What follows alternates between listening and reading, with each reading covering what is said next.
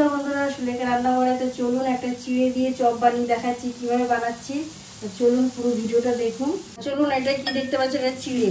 তা কোনো এই বর্ষাকালে দেখো সবারই চপ খেতে ইচ্ছা করে, তাই এখানে আমি চিড়ে দিয়ে এক ধরনের চপ করে দেখাচ্ছি।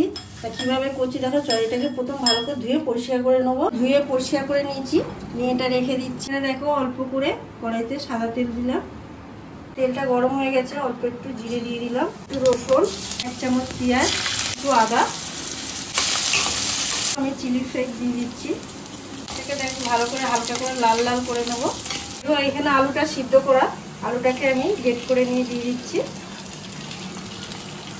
দেখো আমি 2টো আলু দিচ্ছি।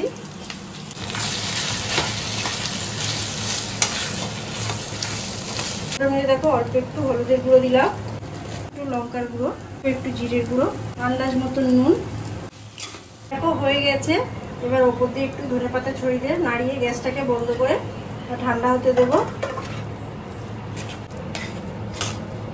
এদিকে আলুটা ঠান্ডা হচ্ছে, এদিকে চিড়েটাকে মাখবো।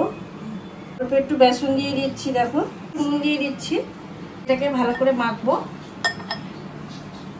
পুরো নরম হয়ে গেছে দেখো, একদম ভালো করে 5 মিনিট ধরে মেখে নিচ্ছি। নিয়ে হাতে একটু তেল মাখিয়ে নিচ্ছি, নিয়ে এইভাবে ছোট ছোট গোল্লা দেখো, একটা বুড়ো আঙুল দিয়ে ভালো করে খোপটা করবো। দেখো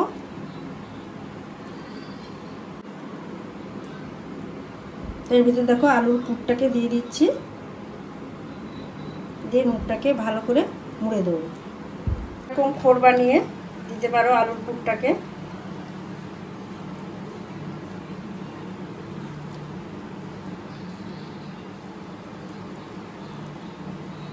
এভাবে সুন্দরভাবে মাখতে হবে, দিয়ে মুখটাকে এইভাবে বন্ধ করে দিয়ে গোল করলেই শেপ চলে আসবে। দেখো খুব সহজে তাড়াতাড়ি হয়ে যাবে।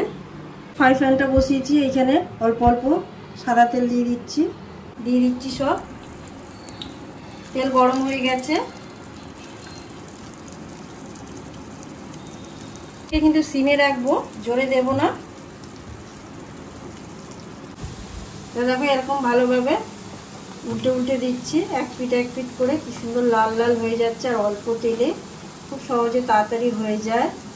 খুব অল্প তেলে এইভাবে একদম চিড়ের চপ পুরো রেডি হয়ে গেছে।